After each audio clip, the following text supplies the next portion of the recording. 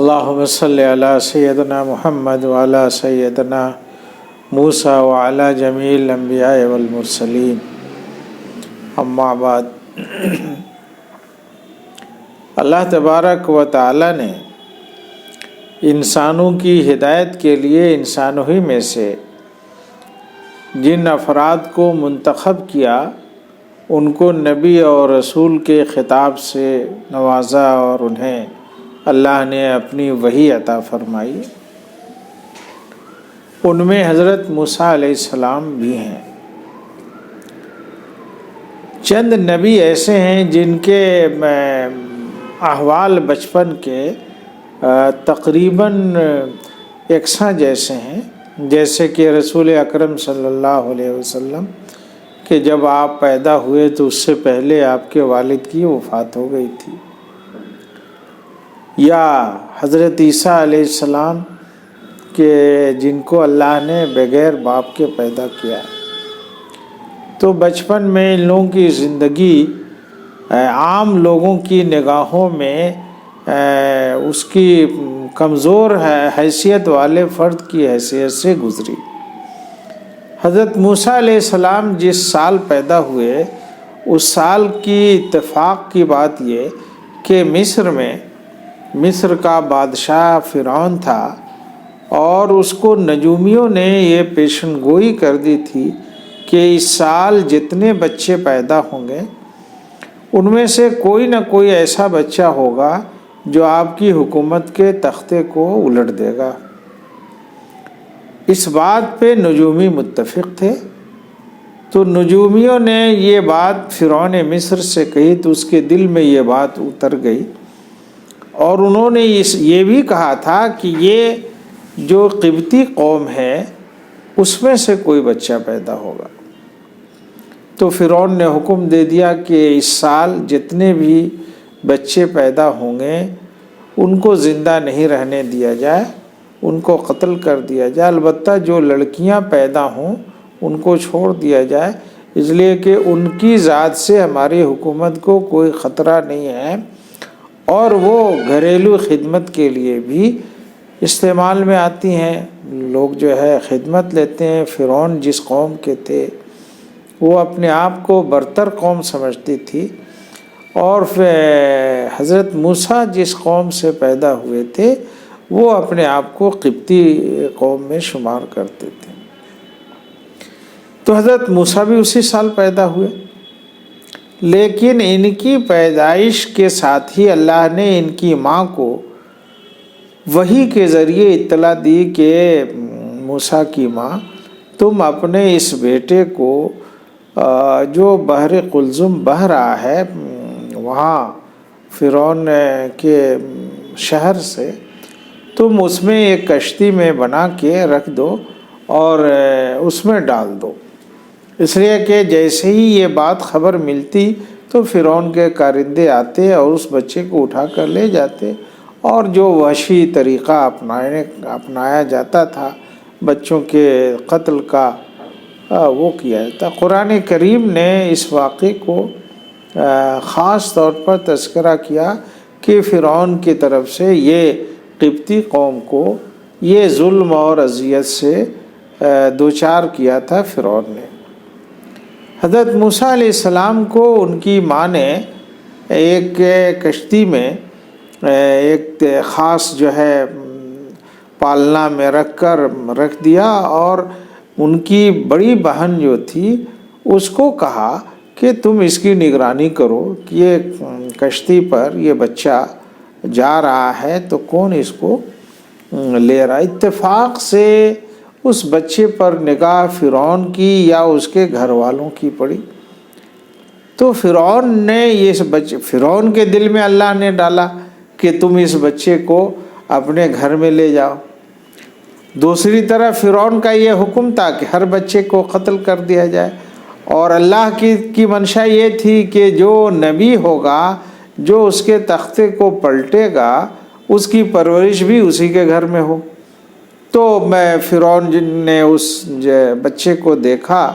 تو اس کو اپنے کارندوں کی مدد سے کشتی سے نکلوا لیا، اور اس کی بہن جو وہاں دور سے نگرانی کر رہی تھی، تو ان بچوں کی کفالت کے لیے سوال پیدا ہوا کہ بھئی اس کی کفالت کون کرے گا، اس کو دودھ کون پلائے گا؟ تو اس لڑکی نے کہا کہ میں کوئی ایک ایسے گھر کو میں بتاتی ہوں کہ جو اس کی پرورش کرے گا، اور آپ جیسا چاہیے گا اس کی پرورش ہوگی، اور وہ ماں ایک عورت ہے، وہ دودھ پلا دے گی۔ تو اس طرح پھر موسیٰ علیہ السلام کو شیرخوارگی میں ان کی ماں کے پاس اللہ نے اسی فرعون کے ذریعے بھیجوا دیا۔ جب موسیٰ بڑے ہوئے تو وہ فرعون کے گھر میں چلے گئے، وہاں پرورش پانے لگے، یہاں تک کہ وہ جوان ہو گئے۔ جب جوان ہوئے تو اللہ نے یہ طریقے اپنائے کہ موسیٰ کو مصر کے اس کے گھر سے نکالا جائے۔ تو موسیٰ سے میں غلطی یہ ہوئی کہ ایک فرعون کے قوم کا اور ایک ان کی قوم کا، قبطی قوم کے دو شخص آپس میں لڑ رہے تھے، تو موسیٰ سے اس نے مدد مانگی، اتفاق سے انہوں نے اس کو گھونسا مارا تو اس کو وہ گر گیا اور اس کی وفات ہو گئی۔ اب ڈر کے مارے حضرت موسیٰ وہاں سے نکلے۔ ظاہر ہے ان کی نیت تو اس کو مار ڈالنے کی نہیں تھی، قتل کرنے کی نہیں تھی، بلکہ اس کی زیادتی پر انہوں نے انفرادی طور پر وہ اس کو تنبیہ کیا، لیکن بہرحال ایک ظلم تھا۔ تو اللہ سے انہوں نے مغفرت طلب کی اور وہ گھر سے نکلے۔ پھر چند دنوں کے بعد بھی اسی طرح کا واقعہ پیش آیا، تو موسیٰ نے کہا کہ بھائی ایک دن تو تمہاری میں نے مدد کر دی تھی، کیا تم چاہتے ہو فساد کروانا؟ اس بات کو کسی دوسرے نے سن لیا کہ وہ جس شخص کا قتل ہوا تھا اس کو اسی نوجوان نے، جس کا نام موسیٰ ہے، اسی کے گھوسے سے وہ مرا تھا۔ تو لوگ اس کی تلاش میں اب نکلے۔ وہاں سے موسیٰ کو یہ خبر ملی کہ اب میری تلاشی ہوگی اور میری گرفتاری ہوگی،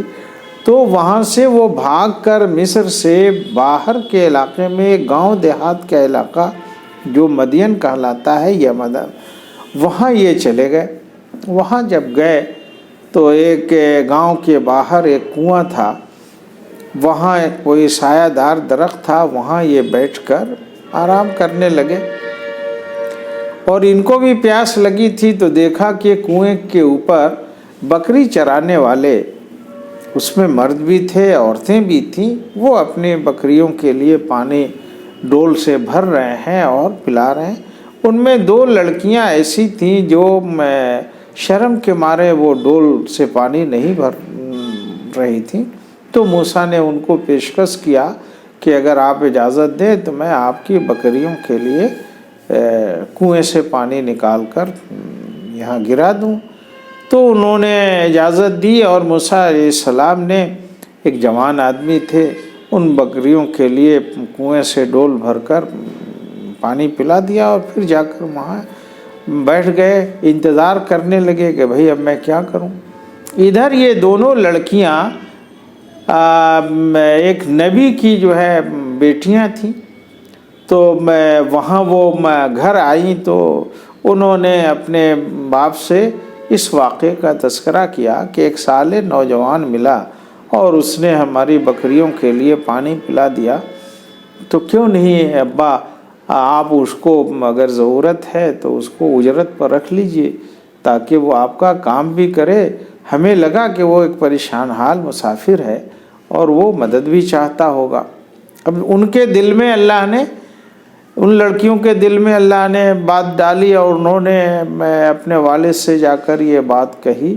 تو اس وقت جو ہے ان کے والد نے ان لڑکیوں میں سے ایک کو بھیجا کہ جا کر بلا کر لے آؤ۔ تو وہ اپنے شرم کرتی ہوئی موسیٰ کے پاس پہنچی کہ میرے ابا نے آپ کو بلایا ہے، آپ چلیے۔ تو خیر موسیٰ تو بے نوا تھے اس وقت، ان کا کوئی وہاں تھا نہیں، وہ گئے وہاں۔ تو ان کے والد نے ان کی حالت کو، اللہ نے ان کے والد کے دل میں یہ بات ڈالی کہ تو انہوں نے رکھ لیا اور اپنی 2 لڑکیوں میں سے ایک کا نکاح بھی کر دیا، اور شرط یہ رکھی کہ 8 سال تم کو میرے یہاں رہنا ہے اور بکریوں کی چرواہی کرنی ہے۔ یعنی جیسے مہر میں ہمارے یہاں پیسے رکھے جاتے ہیں، انہوں نے یہ شرط رکھی اور یہ کہا کہ فَإِنْ أَتْمَمْتَ عَشْرًا، اگر تم 10 سال رہو تو یہ تمہاری طرف سے یہ ہوگا۔ حضرت موسیٰ نے منظور کر لیا، اس لیے کہ وہ مصر سے بھاگ کر آئے تھے، اور ظاہر ہے کہ مصری فرعون کے کارندے اگر ان کو پکڑتے تو مار ڈالتے۔ یہ واقعہ ہو گیا۔ اس کے چند برسوں کے بعد پھر جو ہے ان کے بھائی بھی پیدا ہوئے، لیکن وہ وقت ختم ہو چکا تھا جو نجومیوں نے پیشن گوئی کی تھی۔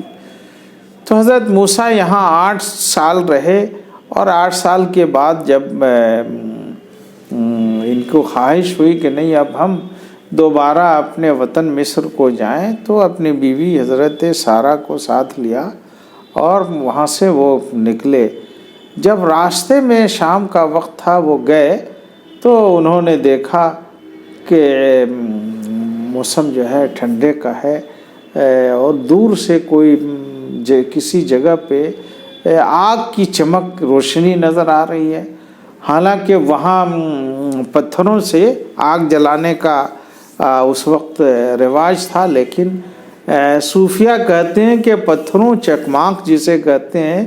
پتھروں کو انہوں نے رگڑا تو اس میں وہ چمک پیدا نہیں ہو رہی تھی، چنگاری نہیں نکل رہی تھی، تو اللہ کو تو کچھ اور منظور تھا، اس لیے وہ اس آگ کے روشنی کے پاس کی تلاش میں وہاں گئے۔ تو وہاں آواز آئی کہ موسیٰ میں تمہارا رب ہوں، اللہ ہوں، اور میں تم یہاں ایک وادی مقدس میں ہو، اس لیے اپنے نالین کو، اپنے جوتے کو نکال کر آگے بڑھو۔ حضرت موسیٰ آگے بڑھے،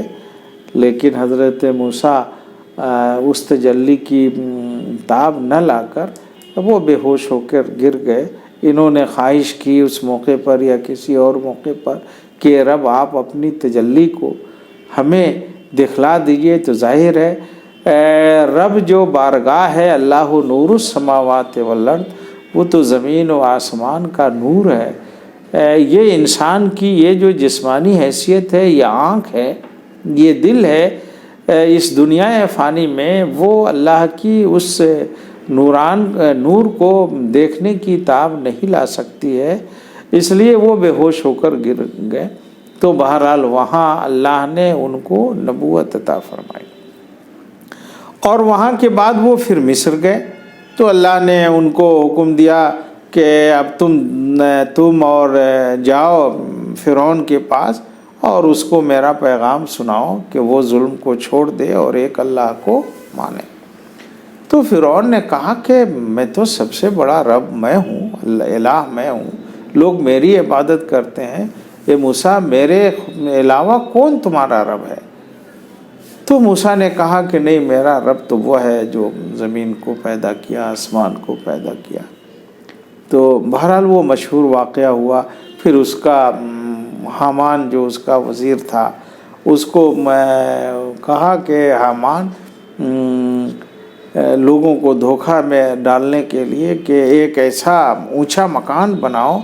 جس میں سیڑھیاں ہو، اور اس سیڑھیوں پر میں اوپر جا کر موسیٰ کے رب کو نشانہ بناؤں تاکہ اس کا خاتمہ کر دوں، دیکھوں تو۔ اور حقیقت میں قرآن نے کہا کہ ویسا اس نے مکان بنایا اونچا اینٹوں کا، جس کا تذکرہ قرآن میں ہے، اور فرعون نے اوپر چڑھ کر اپنی بادشاہی کا بھرم قائم کرنے کے لیے تیر چلایا۔ اور بعض صوفیانہ روایتوں میں آتا ہے کہ اس تیر میں خون آلود جو ہے تیر واپس آیا۔ تو یہ اللہ کی مشیت تھی تاکہ یہ فرعون کو اس کے کافر کردار تک پہنچائے۔ یہ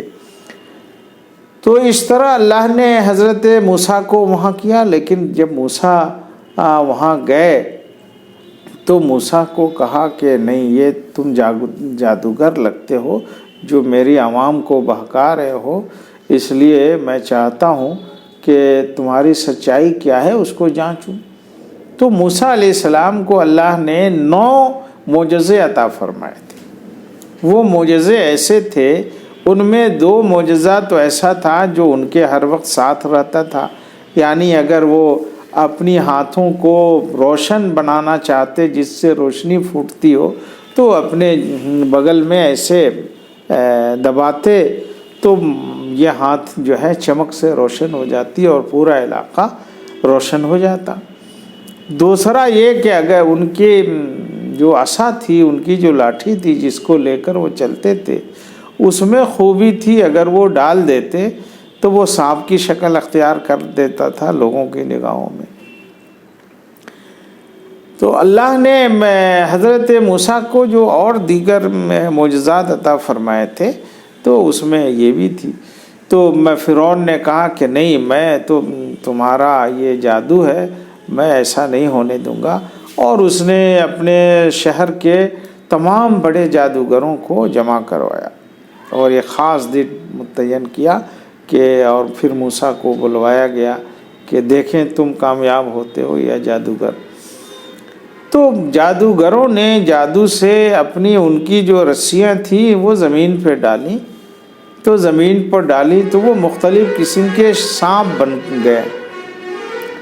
تو اللہ نے حضرت موسیٰ کو یہ وحی کی کہ تم اپنی لاٹھی زمین پہ ڈال دو۔ تو حضرت موسیٰ نے جیسے ہی اپنی لاٹھی ڈالی، وہ موسیٰ کی لاٹھی ایک بڑے سانپ کی شکل اختیار کر لیا اور وہ ایک حقیقی سانپ بن گیا، اس طرح کہ جتنے ان کے خیالی سانپ تھے سب کو وہ نگلنے لگا۔ تو جادوگروں نے دیکھا کہ بھائی جادو میں تو ایسا ہوتا نہیں ہے کہ ایک سانپ جو ہے دوسرے سانپ کو نگل لے، یہ ضرور خدائی طاقت ہے۔ تو اس وقت جادوگروں کے دل میں یہ بات اللہ کی طرف سے آئی کہ نہیں، ہم لوگ کفر اور شرک والی خیال میں غلطی پر ہیں، ایک رب ہے جس نے موسیٰ کو یہ طاقت عطا فرمائی ہے۔ تو انہوں نے وہی اعلان کر دیا کہ میں موسیٰ کے رب پر ہم لوگ ایمان لاتے ہیں کہ وہی ایک اللہ ہے۔ تو فرعون نے کہا کہ نہیں، میں تم سب کو سولی پر لٹکاؤں گا، اس لیے کہ تمہارا یہ موسیٰ سرغنہ لگتا ہے اور تم اس کے شاگرد لگتے ہو، میری اجازت کے بغیر جو ہے تم نے ایسا کیا۔ بہرحال اس واقعے کے بعد حضرت موسیٰ اور قبطی قوم کے اوپر ظلم فرعون کی طرف سے اور بڑھ گیا۔ نتیجہ یہ آیا کہ اللہ کی طرف سے وحی آئی کہ موسیٰ اور فرعون کو جو سبق سکھانا ہے، اس لیے تم قبطی اپنی قوم کو لے کر جو ایمان لائے ہیں تمہارے اوپر اور میرے اوپر، وہ ان کو لے کے تم نکلو۔ جب وہ شہر سے لوگ نکلنے لگے تو ان کو خبر ہوئی، فرعون کے جاسوسوں نے خبر دی، تو فرعون کا لشکر جو ہے ان کے تعاقب میں پہنچا کہ نہیں، اب ساری لوگوں کو ختم کر ڈالنا ہے، ورنہ یہ لوگ ہمارے ملک کے لیے بڑے خطرہ بنتے جا رہے ہیں۔ تو جیسے ہی دریائے نیل کے پاس پہنچے، دریائے نیل وہاں ہے، بحر قلزم نہیں ہے، تو نیل کے پاس جب وہ پہنچے تو دیکھا کہ دریا میں تو راستہ ہو گیا ہے۔ تو ان کے جو ساتھی تھے حضرت موسیٰ کے، انہوں نے کہا کہ موسیٰ، یہاں تو راستہ نظر آ رہا ہے دریا میں، ہم کیا کریں؟ تو انہوں نے کہا کہ موسیٰ، تم اور تمہاری قوم جو ہے اس سے نکل جائے اور تم فکر مت کرو، جیسے ہی فرعون اور اس کی فوج آئے گی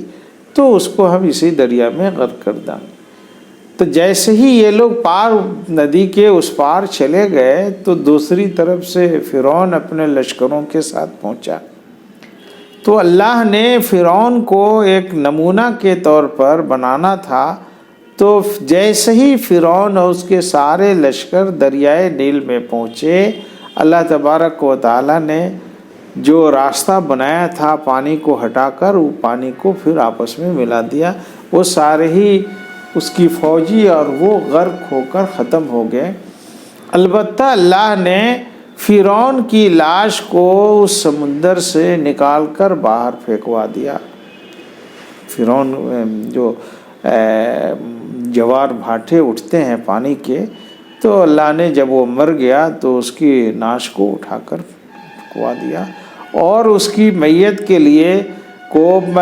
ہمیشہ کے لیے ایک نمونے کے طور پر رکھ دیا کہ یہ مردہ حالت میں رہے گا، اور آج بھی مصر کے اندر عجائب خانوں میں اس کی لاش موجود ہے،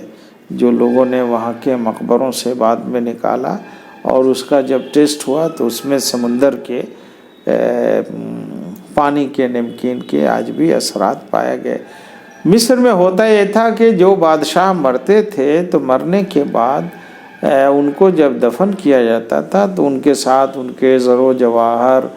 اور ان کے اوپر خاص طرح کی ایک مسالہ لگایا جاتا تھا جسے ممی کہا جاتا تھا، جس سے ان کا جسم جو ہے سوکھ تو جاتا تھا لیکن سڑنے اور گلنے سے وہ محفوظ ہوتا تھا، اور ان کے جسم ویسے ہی رہتا تھا۔ تو اس کے ساتھ بھی ویسے ہی کیا، تو اللہ تبارک و تعالیٰ نے اس کے موسیٰ علیہ السلام کو نجات دیا، اور فرعون کی لاش کو ساری دنیا کے لیے عبرت کے طور پر رکھ دیا۔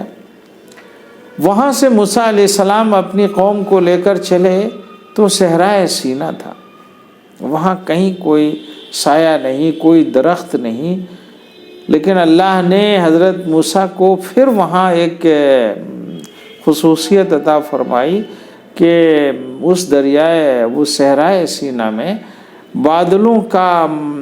سائبان اللہ نے اس پوری قوم پر کر دیا، پھر کھائیں گے کہاں سے؟ تو اللہ نے ان کے لیے من اور سلوہ نازل کیا۔ من و سلوہ ایک طرح کا وہ ٹڈی کی طرح کا ایک پرندہ ہوتا تھا جو ان کے ارد گرد رہتا تھا،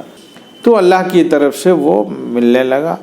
لیکن جب اللہ کی نعمتیں ملنے لگتی ہے تو اس کی ناشکرہ بن جاتی ہے۔ 40 سال ان کو وہاں رہنا تھا، اللہ نے ان کی آزمائش کے لیے یہ طے کیا تھا۔ وہاں ان لوگوں میں سے کئی پھر غفلتیں ہوئیں۔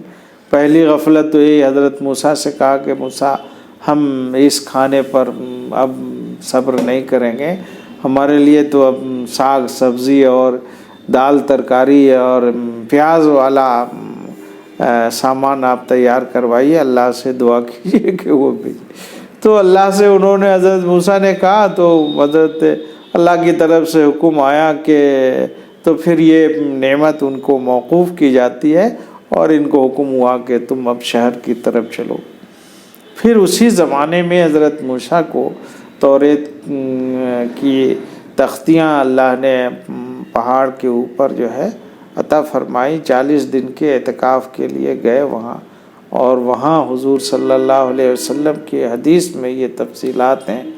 کہ حضرت موسیٰ علیہ السلام کو وہاں کوہ طور پر اللہ نے تورات عطا فرمائی، اور وہاں سے جب واپس آئے تو دیکھا کہ ان کے بھائی کا کہنا بھی قوم نے نہیں مانا، اور انہوں نے ایک بچھڑے کی پوجا شروع کر دی۔ کہ حضرت موسیٰ نے پوچھا کہ بھئی تم نے یہ کیوں ایسا کیا؟ تو انہوں نے کہا کہ ہم نے آپ کے جانے کے بعد ہم نے دیکھا کہ کوئی شخص جو ہے جا رہا ہے، اور اس کے گھوڑے کے پاؤں کے نیچے جو ریت تھی وہاں سبزے اگ جاتے تھے، تو ہم نے وہاں سے وہ لیا، اور جو ہمارے پاس جو زیورات اور وہ سب چیزیں تھیں ان کو پگھلا کر ایک چھوٹی سی مورت بنائی گاؤں کی، اور اس میں اس کو پھونک دیا تو وہ زندہ بچڑا بن گیا۔ تو یہ کرشمہ تھا خدا کی طرف سے، تو ہمیں لگا کہ اس کے اندر طاقت ہے، تو ہم اس کی پوجا کرنے لگے۔ تو بہرحال اللہ کی طرف سے ان کے اوپر عتاب آیا، اور پھر وہ ہوا۔ تو حضرت موسیٰ بڑے جلیل القدر پیغمبر تھے، اور حضرت موسیٰ کے ماننے والے یہودی کہلاتے ہیں، اور حضرت موسیٰ کے بعد جو ہے پھر کئی لوگ آئے، چاہے حضرت یوسف ہو، حضرت یعقوب ہوں، یا جو دوسرے لوگ۔